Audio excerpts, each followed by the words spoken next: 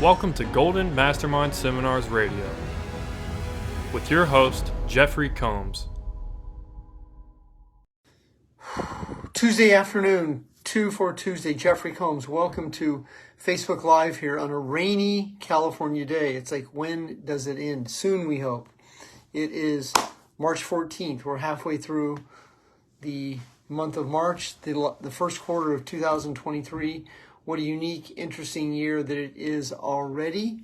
So good to have you here this afternoon on 2 Tuesday. I'm actually live here, so I will let the Facebook Live populate, and then I'll move into the inspirational portion of today's Facebook Live. The topic is devoted to noble struggling. Matt Smith, how are you? And I also Beth Devine. Noble struggling, which is what many people are. They are noble strugglers. They recreate the same situation to fulfill the same neurochemical craving that is called the payoff. They are in traumatic relationships. They are in drama, chaos.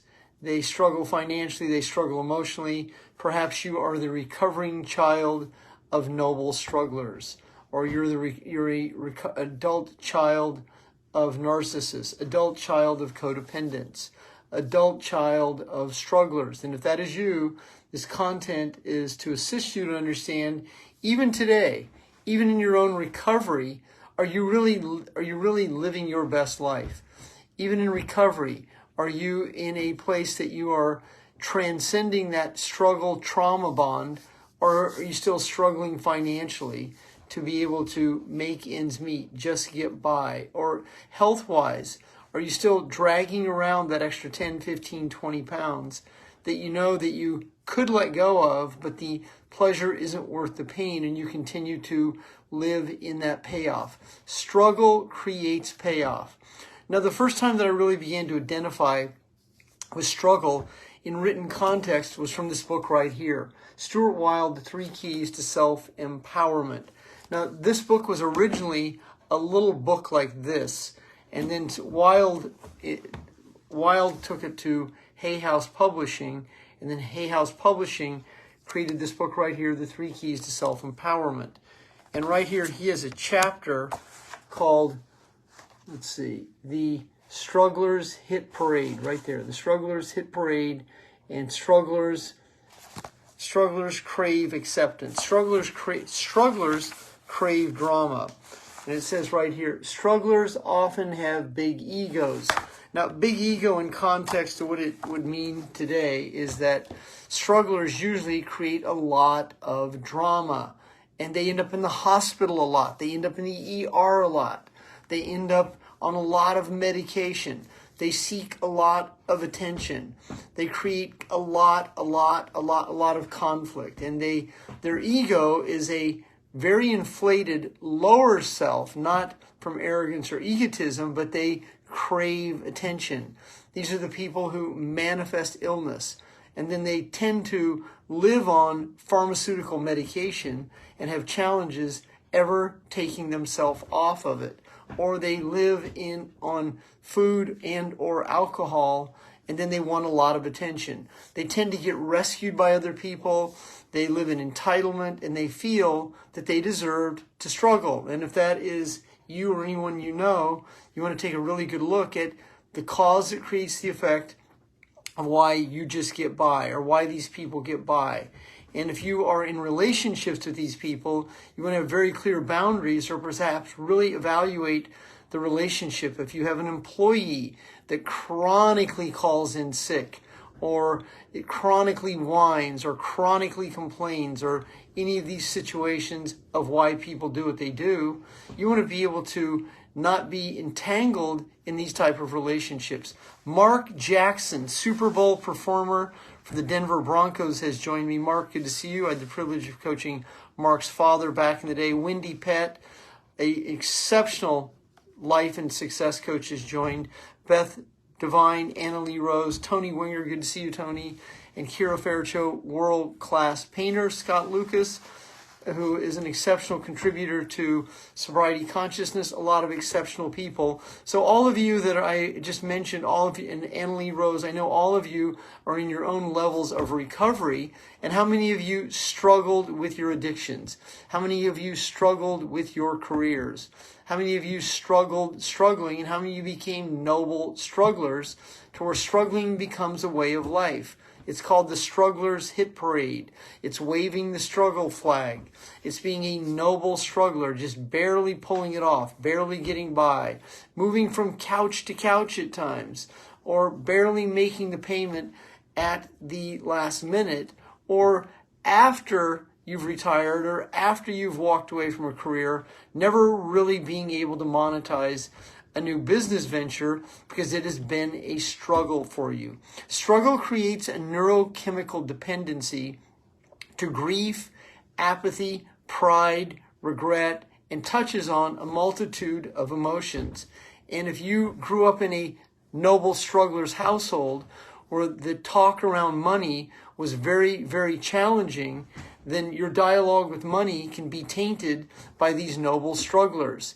And as you try to break out of that energy, oftentimes a noble struggler wants to bring you back into the struggle bucket. They don't want you to leave and then that can really have challenges with many people because they get into their own consciousness of, who am I? Who am I to break through? Who am I to be sober? Who am I to leave the projects? Who am I to leave the small town? Who am I to not be a teacher? Who am I to be a millionaire? So it can create a lot of doubt. Struggle does. And struggle creates a neurochemical response called fight or flight in the body. And struggling actually creates a high. So have you ever met anyone that's in the hospital a lot, or goes to the doctor a lot, or finds himself in the ER room a lot? I mean, I've actually coached people before that have been in the emergency room many, many, many times. And it's uncanny how they become accident prone, or they get in car wrecks, or they find themselves recreating the same situation over and over. The term accident prone is a term that many people actually adopt, and then they crave attention. Strugglers crave, oh my God, I just barely pulled it off. Well, that's this noble strugglers hit parade flag that they wave, and it's their flag color is yellow because they live in yield. They go from stop to yield and seldom get beyond yield, and at the green light they're parked with the parking brake on because letting go of struggle would change their identity. These are the people that come into your teams and your organizations, and then they whine a lot, they complain a lot, and they have a lot of problems, and they're very unique in their problems. They have unique problems, and they live in their uniqueness of their problems. So here is the syllabus for today's Facebook Live. That's the handwritten version, and then the version that my assistant does every once a week. And so in following along on this right here, it says, I'm going to go down to number 2, the payoff to struggle. Well, the payoff to any addiction is the anxiety about the outcome that hasn't happened, and the what if of, oh my God, if I begin to succeed, I actually have to show up. I have to perform. I'm not sure if I can pull that off. Or the possibility of attracting a soulmate or a teammate, well, that can be very hard for a noble struggler because they might have to be responsible. They might have to be a leader. So they will avoid this and stay in the struggle, the trauma bonds, the panic patterns, the overwhelmed anxiety, fear, and doubt that the neurochemical body continues to create to fulfill the payoff. At a 2-day event called Millionaire Blueprint, at 11 o'clock on Saturday, I write 2 words on the board, the payoff. And I spend the next hour assisting my coaching clients in that room to understand the cause and the effect of why people do what they do, of why they struggle, why they stay in debt, why they can't pay their bills off, why they don't succeed in business ventures, why they have challenges in relationships, because success, love, peace, joy, bliss, higher consciousness would contradict anxiety, fear, and doubt. The ego goes, well, that's stupid, that's dumb, why would I want to do that? It's not that you would want to do it. You've been groomed and conditioned to behave in a way by the the governments of the world, the mainstream medias of the world, the narcissistic parents you grow up with, if you're an adult child of alcoholics, adult child of narcissists, if you yourself became an addict, codependent, multitude of situations, your body keeps score. So there's a score tab that your body keeps, and the body continues to recreate the same situation while the brain fog that you live in continues to say, this doesn't make sense. I don't know why I do this. This is dumb. This is stupid. Why can't I attract an ideal teammate? Why can't I find an employee? Why can't I find a man? Why can't I find a woman? The reason you can't is because you choose not to let go. And because letting go would create a contradiction. It would put you in a position to be sober emotionally. And your ego goes, well, I'm not sure if I can pull that off tomorrow. I might be able to do it today, but if I commit today, then there's pressure on me to commit tomorrow. So fuck it, I'm going to relapse right now. That's what a noble struggler will do. A noble struggler will recreate a situation to fulfill a reason to relapse, sabotage, make mistakes, get in trouble, be in the hospital, create trauma, sabotage relationships to fulfill a feeling. And I knew this would happen to me. That's the always never. I never get it my way. This always happens to me. That's the communication style of a noble struggler. What is the solution? The solution is rigorous honesty. The solution, if you're in relationships, have employees, is to create clear boundaries. The solution is to at some point decide that I can no longer attract these type of people to my reality. And if they show up in your sphere of influence, you become very skilled at neutralizing, being non-attached, not being seduced, not being in these type of relationships any longer, except when necessary. That's when you're on this side of recovery. If you find yourself struggling with debt, you're overwhelmed a lot, you have chaos, you have challenge with organization, well, it breaks down to your commitment level. Are you committed to be able to change a behavior? I mean, that's the real solution. Are you committed to, in rigorous honesty, look at the whole picture? Are you objective enough, and have you exceeded your pain threshold that the pain is great enough that you no longer can play this drama, trauma, hurt, harm, blame, shame game? That was a succession of good words. Hurt, harm, blame, shame, trauma, drama, game. So that would be rigorous honesty, stop lying to yourself. That's what it would require of you, one day at a time, to change your behavior. Change isn't that difficult. Change is new, and the emotional tolerance that we recreate over and over starts to have a high tolerance. The challenge is that there's a reflex to the emotions that we become addicted to, and so the ego believes that it's very difficult to change. And quite frankly, most of the world will not commit to the proper follow-through, actions, books, content, coaching, and then the one day at a time process to be able to transform. If you've carried 30 pounds for a number of years, or you've carried a lot of debt for a number of years, or you're at 1 pack a day, or you're still drinking 1 bottle of wine a day, or you can't break your food habit, and you have snacks and treats throughout the day, well, it would require you to look at the feelings that are repressed and the feelings you suppressed. The repressed feelings are the feelings that are buried alive, that the ego, the lower self, doesn't want to look at. It's too challenging. It's too painful. It's too dark in that alley. The suppressed feelings are the ones that you continue to sabotage yourself over and over. I had good intentions to go to the gym today. I had good intentions to do my laundry. Or you do your laundry and then you leave it in the basket in the basement, not folding the clothes, but you take one piece of clothing out. Or the I'm going to make my bed today routine, but it's got so many clothes on it that you've just thrown on top of the bed that you're not going to make your bed because then you have to put your clothes away. I mean, this is the noise that a noble struggler lives in. Noble strugglers often live on medication, and they have multiple medications. They have a medication for high blood pressure. They have a medication for their thyroid. They have medication for their pancreas. They have medication for anxiety. They have medication for depression. And so what we have is a salad, a concoction of psychotropic drugs to keep the body going left and right, forward and backward in the same body, and then genetically modified organisms and trans fat, alcohol, and then Netflix, a recipe for absolute disaster. And unfortunately, that's where most of the world plugs into. And then they see the banking industry, and oh my God, their little nest egg that they have saved is going to be stolen by Big Brother in one of the big banks. And unfortunately, that's the way a lot of people live. And so what they do is they live in this place right here called avoidance. And it's important that you understand why you avoid being successful as you, or why the people in your influence avoid changing and succeeding, because it would contradict being a noble struggler.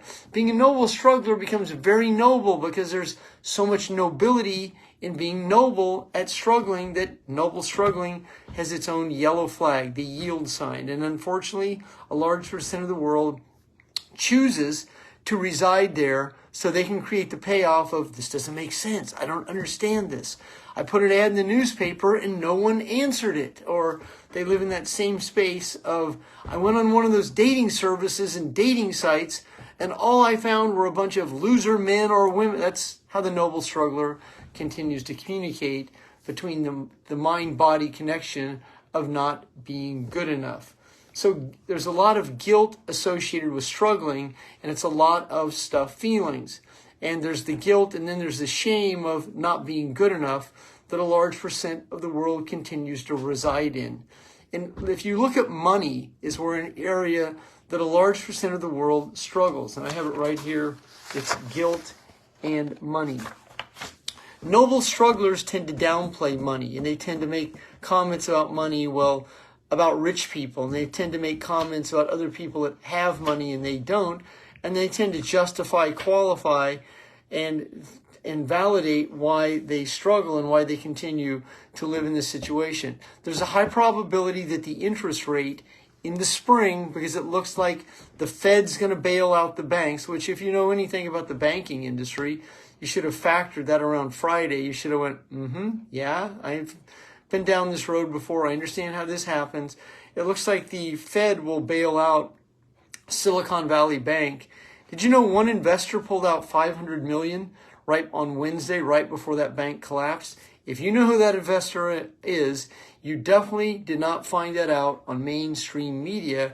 You get style points for knowing who that investor who pulled out $500 million on Wednesday before the Friday collapse. You definitely will be in the know if you know that content. So, and the more you understand that you're being set up to struggle, you're being set up to be anxious, and if you play into that, then you just become a pawn in that game.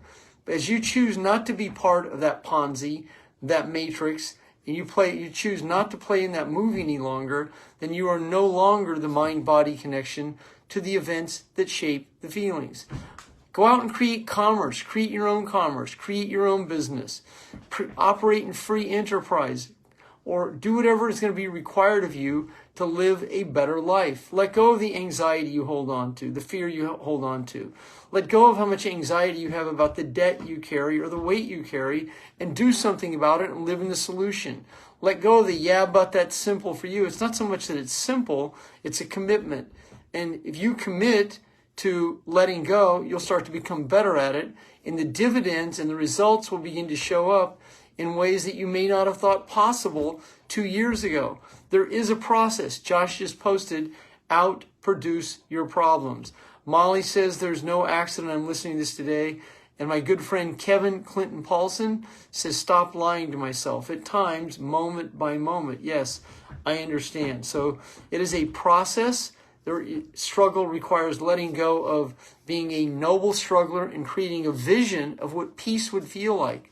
What would it feel like to be in a place where you could live with more joy, more bliss, and life was easier? I've had people say to me, well, that's easy for you. I go, it's not so much that it's easy. I paid my dues in a wheelchair in a heroin clinic. I've been at rock bottom more than 5 times. I understand But noble struggling, there's no nobility in struggling. There's nothing of value to elevate yourself in consciousness. Struggle just keeps us in low self-esteem, anxiety, fear, and doubt, worrying about outcomes that haven't happened, and regretting situations that we did in our past without the forgiveness, without the gratitude, and without the acknowledgement that you are good enough. And as you begin to do this right here, see, this is number 6, commit to your recovery. As you begin to commit to your recovery, that really is the one day at a time process. This little book right here is an amazing book by Stuart Wilde. The book was put together in 1999. It's great content. And he says right here, he calls it it's called Silent Power. It's right there. Silent Power, right there. So this was written long before David Hawkins wrote the book Power versus Force.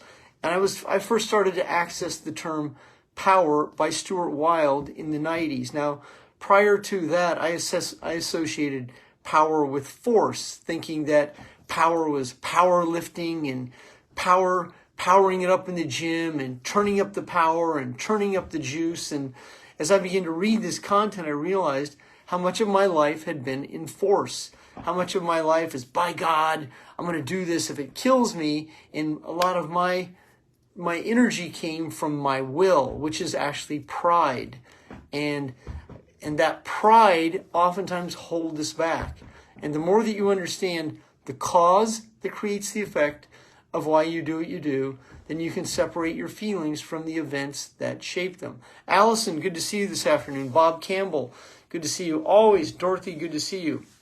If you were listening to my content today, if you just tuned in, the content is on noble struggling. Struggle hits on a lot of emotions that are very low vibrational. So if you've experienced any loss, you lost a career, you lost a job, your dog passed, you had a relative who's no longer with you, well, that emotion is grief. And so the ego wants to take itself all the way down to grief, and then those emotions hover around apathy. Apathy is despondency, it's depression, it's hopelessness, and this is where a lot of struggling comes from. I can't get out of bed, I can't get my shit together, I can't get up in the morning, I can't let go of the treats and the snacks and the nips and the flask and the swigs, and I can't let go of porn, and I can't let go of compulsive debting and texting and sexting and all these other distractions that we do and use and perpetuate to be our best self. I'm sure you can count. I mean, I hit a lot on those right there, just like this, like boom, boom, boom, boom, boom. And every one of those I've done. Every one of those is an addict. I was a multiple addict from multiple intoxications and found multiple ways to sabotage myself. And people go, well, how'd you do it? Well, for me, I reached a place where the pleasure wasn't worth the pain. And for the grace of God, I am very fortunate that happened to me right as I was turning 32. Not 42, not 52, not 62, but that rock bottom was at 32 years old. Rather than dragging it out for another 30 or so, I didn't have that time. I would have been dead in 2 weeks. So the pain was definitely great enough, which is not what is required of you to let go of struggle. What is required of you is to be honest. What is required of you is to take a good look at the situation at hand. What is required of you is to access gratitude. Gratitude brings you up in energy, that you're grateful for that you have the courage to be able to address the situation. You're grateful for where you are. You're grateful that you can look at the great reset that's being put right in front of you, and you have the courage to stand the gap, whatever tyranny is put in your face, and you are man enough, you're woman enough to do your part, to do your role. And you have that within you, that fiber. You have that patriotism in you. You have that juice, you have that edge, and you can do that in a very relaxed body as you learn to let go of struggle. Because on the other side of struggle is peace, serenity, joy, bliss, gratitude, forgiveness, words that aren't typically in a noble struggler's communication. Those are all words that raise the vibration, that bring the energy up, that take the energy out of your head. It takes you out of brain fog. It takes you out of the hippocampus, the prefrontal cortex, and the amygdala that continues to bounce around in your consciousness like a pinball. You're not crazy, you have brain fog. And you have brain fog due to the events that shaped your feelings.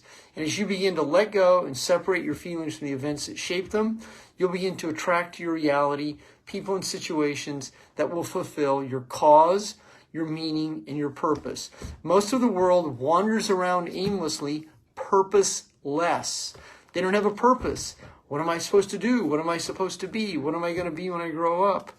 Well, that's for you to really determine, because only you can determine that.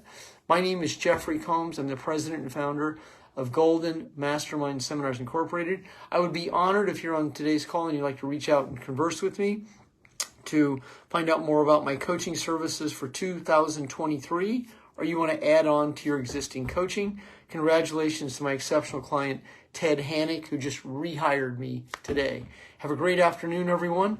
Oh, I see Josh Morin is on today's Facebook Live. Josh, I highly endorse you. Congratulations on all the successes you're experiencing. I also see that Kira Faircho, world-renowned artist, was on today's Facebook Live. Kira, if you want to post your website, or you, Josh, want to do that, feel free to access that. I highly endorse not only you, but I endorse all of you because you deserve it. Have a great afternoon. Jeffery Combs. Have a great day.